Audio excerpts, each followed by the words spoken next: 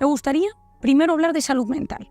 ¿Qué está sucediendo? Y os voy a dar, en breve, mis 3 diagnósticos psiquiátricos sobre lo que nos está sucediendo a día de hoy en la sociedad.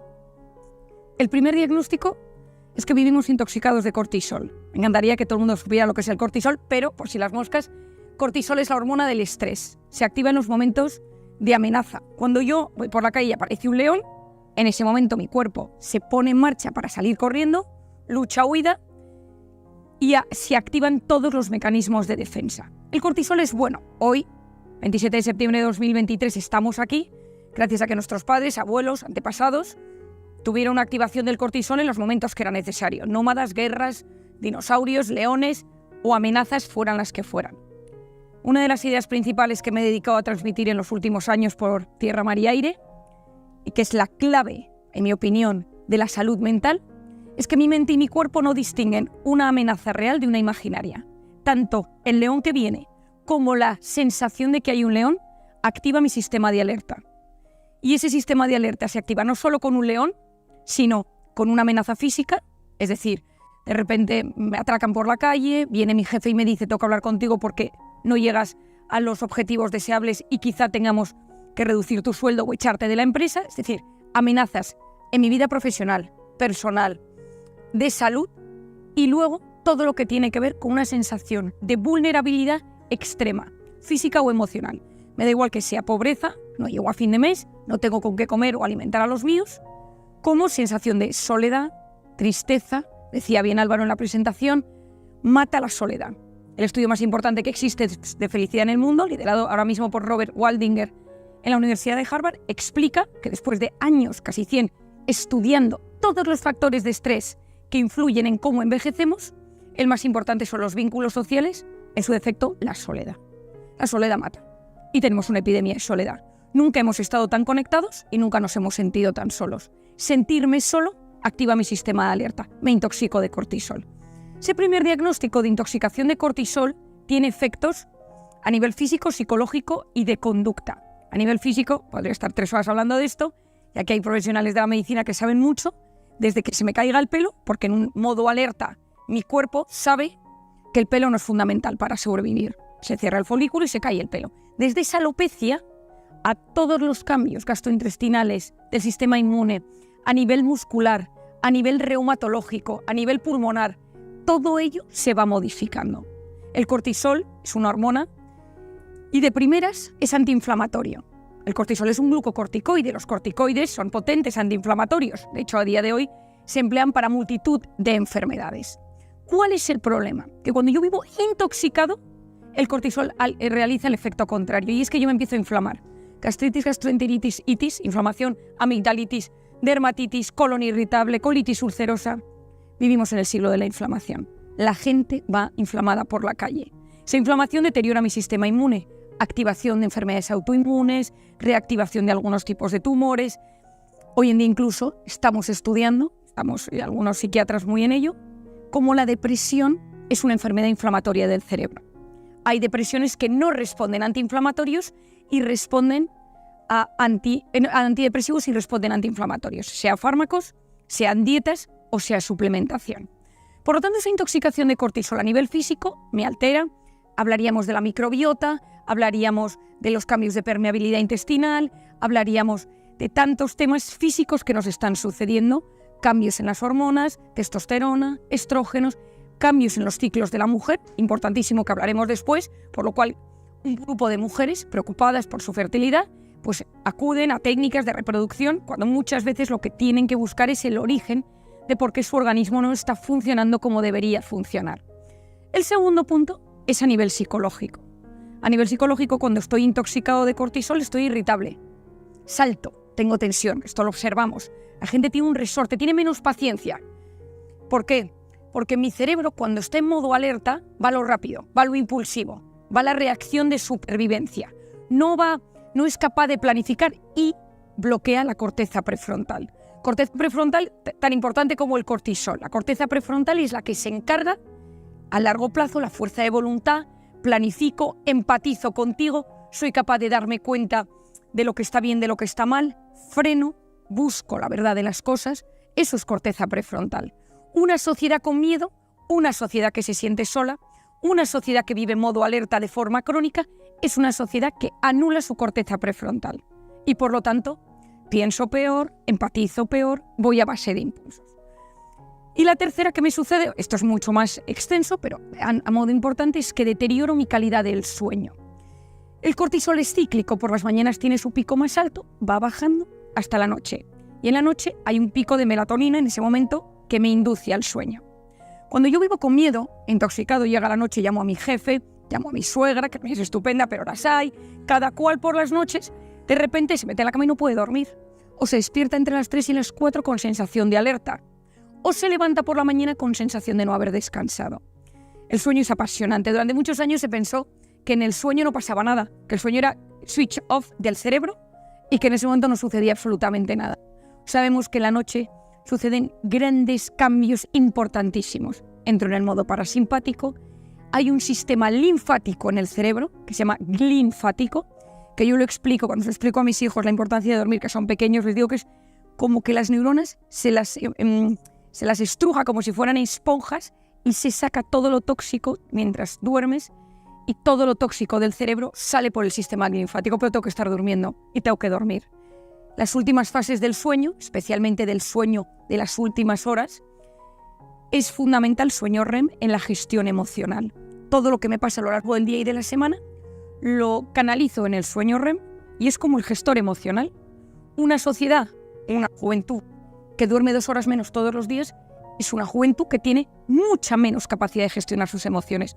Y volvemos a esa intoxicación de cortisol. Si yo a mi cerebro le digo que estoy durmiendo poco, él no sabe por qué estoy durmiendo poco, porque acabo de tener un bebé y tengo que dar de comer a mi bebé, porque tengo una situación de alerta mantenida o simplemente porque estoy en la pantalla metido hasta la 1 de la mañana chateando o viendo vídeos. Mi cerebro detecta que algo malo está sucediendo, que estoy en modo alerta, que hay algo, que hay miedo y esa regulación del cortisol se vuelve a alterar. Y finalmente, la conducta. Una persona con miedo es una persona que se aísla, una persona que tiene miedos, que le cuestan las relaciones sociales y que por lo tanto tiene mucha más dificultad de tener una conexión con el mundo, sea su trabajo, sea su familia, sea su pareja, sus hijos, de forma adecuada. Primer diagnóstico, intoxicación de cortisol. Segundo diagnóstico, intoxicación de dopamina. Dopamina es la hormona del placer, buenísima, igual que el cortisol, fundamental. Estamos hoy aquí, 27 de septiembre, gracias a que nuestros padres antepasados se alimentaron, placer, dopamina, y tuvieron relaciones sexuales. Por lo tanto, placer, dopamina. La alimentación y el sexo son tan poderosas, generan tanta dopamina, que nosotros nos alimentamos y nos reproducimos. Si no fuera tan fuerte ese placer, lo habríamos dejado de hacer hace muchos años. Por lo tanto, de primeras es una hormona buena y hay que conocerla. La dopamina está diseñada para situaciones de escasez. Esto está muy estudiado por una psiquiatra americana. ¿Por qué? Porque nuestro organismo tenía que salir adelante en momentos donde no había alimentación o donde tenías que buscar esa pareja en un mundo pues complicado, que no es como lo de ahora. Ahora mismo estamos en el mundo de la abundancia, en la abundancia de cosas de nuestro entorno que nos generan picos de dopamina. Esto es clave. En mi opinión, existe un fracaso en la gestión de la abundancia, de todos los placeres del día a día. Hay placeres cotidianos que nos generan dopamina, quedar con los amigos, ir a tomar un vino con tu pareja, marido, mujer, irte a un partido de fútbol, un concierto, ver una peli, hacer deporte, las cosas que conocemos, un rato de lectura, la dopamina del placer de las actividades cotidianas.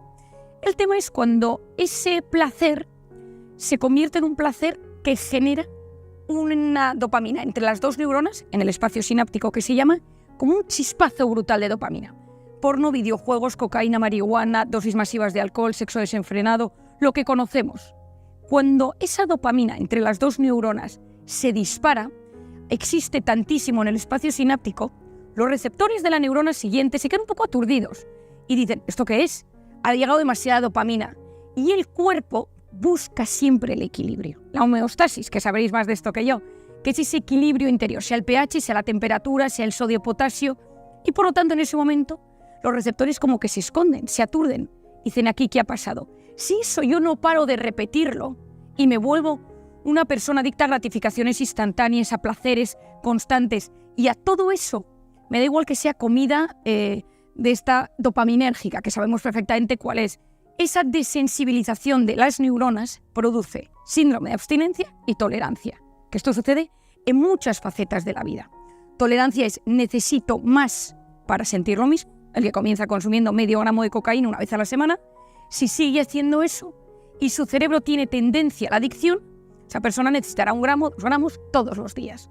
Y si no consume, tiene síndrome de abstinencia, ansiedad, angustia, malestar, y ya no consumes por placer, sino para evitar el dolor, para evitar el malestar. Si esto lo llevamos a la sociedad hoy en día, tenemos que entenderlo, lo voy a explicar como si fueran carreteras. Entonces, mi cerebro genera carreteras de los placeres. Y hay una frase que me encantaría que os quedarais con ella. El cerebro recuerda lo que te calma. El cerebro recuerda lo que te calmó. Si mi cerebro sabe que yo salgo de trabajar y me tomo una cerveza con patatas en el bar de enfrente y que es mi momento donde yo me relajo y a veces no es una sino que son 2, sino que son 3, todo el día estoy pensando en ese momento en el que voy a salir y voy a tener esa cerveza. Si yo en un momento dado tengo una discusión con mi pareja, tengo un momento malo, mi cerebro me dice, oye, porque te puedes tomar una cerveza, que te alivia. Esto está expuesto a todas las facetas y todos nosotros somos adictos a ciertas facetas de temas dopaminérgicos. Y no es malo que sea así, porque está muy al alcance. El problema es cuando eso domina mi vida. Hablaba de esas carreteras, ¿no? Tengo la carretera y cuando voy a visitar a mis padres, dopamina. Hago deporte, dopamina. Leo, dopamina. Música, dopamina y tal. Pero si hay una carretera de esas muy dopaminérgicas donde yo empiezo a meter dopamina, se roba la dopamina, vamos, es un símil, ¿no? Pero se roba la dopamina de las otras carreteras, empieza a circular por esa muchísima dopamina y cuando yo voy a ver a mis padres no siento placer, no me apetece. Por eso todas las personas con ciertas adicciones conllevan apatía, tristeza. Yo he trabajado en varias ocasiones, en Barcelona, en Madrid, en Londres, en unidades de adicción. Las personas con adicciones, y hoy en día las adicciones no solo son las que pensamos rápidamente, tipo las drogas fuertes, conllevan síntomas de tristeza, de irritabilidad, de anedonia, falta de voluntad, falta de placer ante las actividades del día a día. Sociedad de la gratificación instantánea, quiero algo y lo quiero ya. Y entonces mi cerebro, que recuerda lo que le calma, sabe que cuando recibe los likes, los mensajes, los WhatsApps, los TikToks, recibe chispazos de dopamina. Mi cerebro lo sabe. Y el cofundador de Facebook, Sim Parker, lo reconoció hace años. Creamos Facebook para generar adictos. Nos dimos cuenta de la vulnerabilidad del sistema de recompensa del ser humano y dijimos, creemos esta aplicación y creemos los likes. Esto me daría para mucho tiempo porque es un tema del que llevo investigando varios años. Todo ese cambio en el sistema de recompensa genera 2 facetas. La primera es que yo siempre, o cada vez que estoy cansado o aburrido, digo, teléfono, pantalla, algo habrá, porque siempre hay algo. Si no hay algo es que se ha caído el sistema. Pues siempre tiene que haber algo, siempre hay algo en el teléfono. Si yo me levanto una mañana, abro WhatsApp y no hay nada, actualizas el teléfono, lo apagas, lo entiendes, y si no te metes en un portal de noticias y buscas a ver qué ha sucedido. O sea, nadie me quiere hoy. Porque claro, recibir un WhatsApp ese like es dopamina, es placer, le importo a alguien, no estoy solo. Ojo a todo lo que esto produce. También cuando estoy ansioso, cuando tengo ansiedad, mis hijos se pelean y los oigo gritar, me meto en el baño y me meto en cualquier sitio y me busco algo. He tenido una discusión en el trabajo, he tenido estrés y lo sabemos, porque alivia momentáneamente, son microchispazos. Yo soy de la teoría que hay que dejar que los niños se aburran, nos tenemos que aburrir, porque cuando me aburro, mi cerebro activa un concepto maravilloso que se llama la red neuronal por defecto, que es lo que consigue que yo asocie ideas, que empiece a ser creativo. Nace el asombro, nace la creatividad. Soy capaz de recuperar respuestas a temas, soy capaz de profundizar en una sociedad que vive en la rat race, en la rueda por consumir sin parar, porque estamos todo el día consumiendo, el capitalismo del consumo sin parar, generando drogodependencia emocional. Quiero sentir constantemente algo. No soy capaz de no sentir. Si yo no me aburro, no creo. Nadie ha descubierto nada importante en un momento de hiperactivismo feroz. Newton vio la manzana caer, Arquímedes veía los barcos flotar, Platón paseaba por los jardines de Atenas. Para crear, para descubrir, para conectar, para profundizar, para meditar, hace falta ser capaz de aburrirse. Y si yo cada vez que estoy ansioso o estresado, si yo en ese momento cojo mi teléfono, cojo mi pantalla, no me convierto en un gestor de mi vida y no tolero bien la frustración. Si pensamos en los jóvenes, que es parte de la crisis de salud mental, no tienen capacidad de gestionar la frustración, porque es como el teléfono se ha convertido en una máquina dispensadora de afectos, de dopamina, clic, cloink, y entonces cada vez que me siento mal, tengo algo. Son chupitos en la habitación con un minibar donde cada vez que me siento mal, tengo una capacidad de sentir algo. Tercer diagnóstico. Un bloqueo, una crisis profunda de la atención. Atención, acordaros, corteza prefrontal. Hoy en día existe una crisis profunda de la atención. Primera causa, el miedo. Situación de miedo. Tenemos miedo por cosas. Me da igual que sea pandemia, me da igual que sea la guerra, situaciones políticas, sociales, económicas, personales, pero tenemos miedo y cada vez lo gestionamos peor. Yo recuerdo hablando un día con Álvaro en una entrevista, hasta la pandemia pensábamos que podíamos controlar casi todas las facetas de nuestra vida. La pandemia vino a decirnos, no puedes controlar nada. Yo tenía un paciente mío que 3 fechas de boda, pues todo cambia, y entonces te casas, no te casas, en qué sitio, en qué pueblo, de repente te das cuenta que ya no controlas tu vida. Soledad, que os decía antes, corteza prefrontal. Y la tercera, la hiperestimulación. Quizá alguno me lo haya oído en alguna ocasión porque lo he repetido muchas veces. La corteza prefrontal, cuando un bebé nace, es profundamente inmadura. Se estimula con 3 cosas: luz, sonido y movimiento. Un bebé cuando nace, su corteza prefrontal es muy madura porque todo se estimula de la zona occipital a la zona frontal. Y esto, corteza prefrontal, pues empieza a madurar a los 8, 10, 12, 14, 20, 30, unos 40, pero intentamos, ¿no? Y entonces, esa maduración de la corteza prefrontal es clave, como os he dicho antes, gestión de uno mismo, gestión de impulsos, planificar, empatizar. Pero cuando un bebé es pequeño, esa corteza prefrontal, su atención se activa con luz, sonido y movimiento. Se enciende la tele, luz, mira, se abre la puerta, sonido o movimiento, de repente oye el timbre, gira la cabeza. ¿Qué quieres tú de ese niño? Que sea capaz de activar su corteza prefrontal, también ante objetos inmóviles, que pueda estar viendo un cuadro en un museo, que pueda escuchar al profesor, estar sentado en la salita de espera del médico, ir en autobús tranquilo, comer y saborear un plato de lentejas. Es decir, que su atención no solo sea el sonido y movimiento. Si tú a ese niño le plantas una pantalla desde que es pequeño, que es la pantalla, luz, sonido y movimiento, el cerebro funciona con un mecanismo que se denomina use it or lose it, o lo usas o lo pierdes. Si yo hago que una actividad o una aplicación externa realice una actividad que pueda hacer mi cerebro, Google Maps, por ejemplo, la zona de orientación de mi cerebro cada vez se deteriora más. Si yo de repente utilizo Wikipedia para todo, ChatGPT o lo que sea, mi cerebro, su capacidad de memorizar, su hipocampo, se deteriora. Igual que si yo lo trabajo, neuroplasticidad, soy capaz de aumentar sus conexiones o de fortalecer zonas y redes neuronales. Ramón y Cajal, premio Nobel, lo decía, todo ser humano, clave, si se lo propone, puede ser escultor de su propio cerebro, si se lo propone. Es decir, decido trabajar mi corteza prefrontal. Si yo a ese niño le doy pantalla constantemente, si yo estimulo a ese niño, su corteza prefrontal madura peor. 10% de niños medicados por TDAH. Trastorno por déficit de atención e hiperactividad. No controlo atención y gestión de impulsos. No controlo corteza prefrontal. Seguís el razonamiento. Entonces, llegamos a ser adultos o jóvenes adultos, hiperestimulación. Estudio publicado el año pasado, en mi opinión importantísimo, después de la pandemia. Cuanta más estimulación, menos capacidad de resolver tareas complejas. Este concepto me ha parecido clave. Podemos entender y decir, oye, pues sí, estoy de acuerdo, pero ya está descubierto y neurocientíficamente ya está validado. Cuanta más estimulación, mi cerebro le cuesta más profundizar, le cuesta más realizar tareas complejas.